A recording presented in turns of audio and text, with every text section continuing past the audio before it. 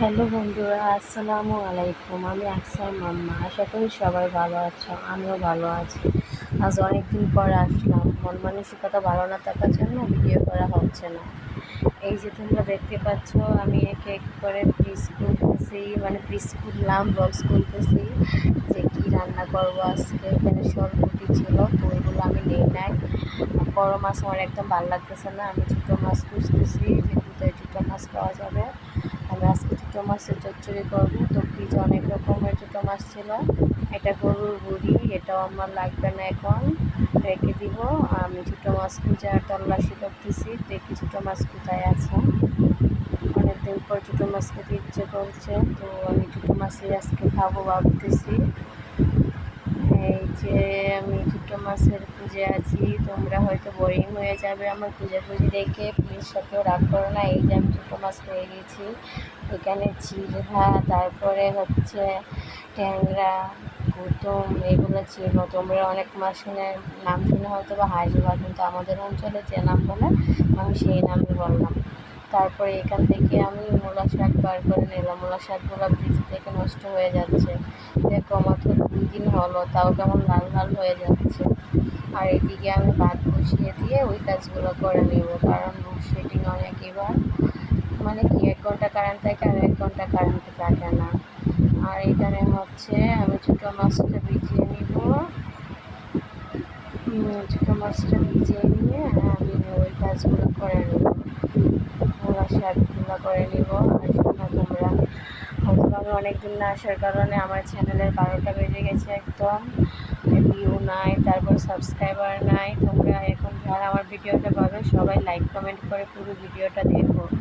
আমার মন মানসিকতা ভালো না থাকার জন্য আমি আসি নাই এতদিন।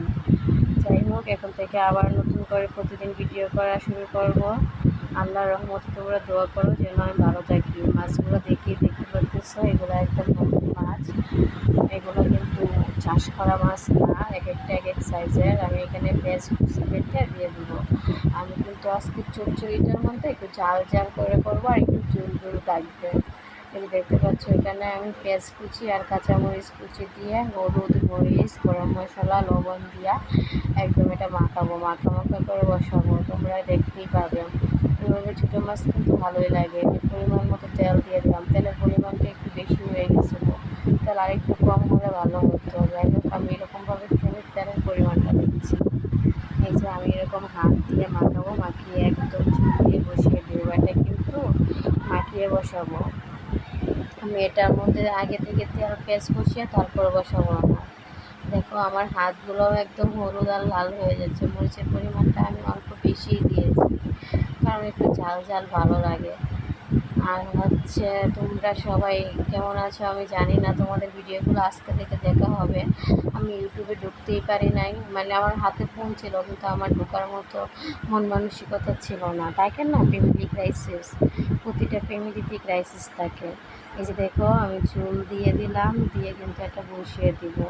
আর ওদিকে কিন্তু আমার ভাতগুলো হয়ে গেছে প্রায়। আর এদিকে আমি মূলা শাকগুলো বেছে বেছে ভালো পাতাগুলো দেখে আমি কেটে নিলাম। আর এখানে আমি মূলা শাকের জন্য পেঁয়াজ, রসুন, তারপরে হচ্ছে কাঁচামরিচ কেটে রেখে দিলাম। আমি কিন্তু এই মূলাগুলো রেখে দিলাম, এগুলো শুটকিতে ভেজে খাবো। আর এখানে শাকগুলো কিন্তু আমি আগে হালকা লবণ দিয়ে পাক দিয়ে নেব। আমরা কিন্তু এরকম সিদ্ধ করে তারপরে হচ্ছে ভাজিটা করি। এই দেখো আমার হচ্ছে ছোটো মাছের চচ্চড়ির ফাইনাল লুক। একটু ঝুল ঝুল আছে, এই ঝুল ঝুল না থাকলে ভালো লাগবে না। দেখো দেখতেই কেমন খাইতে ইচ্ছে করেছে। এগুলো কিন্তু আসলেই অনেক মজা। আর এর জন্যই আমি ফ্রিজ খুলে আগে ছোটো মাছ খুঁজে বের করছি। আর এদিকে আমি একটা তেল দিয়া তারপর হচ্ছে ভাপ দিয়ে রাখা মূলা শাক দিয়ে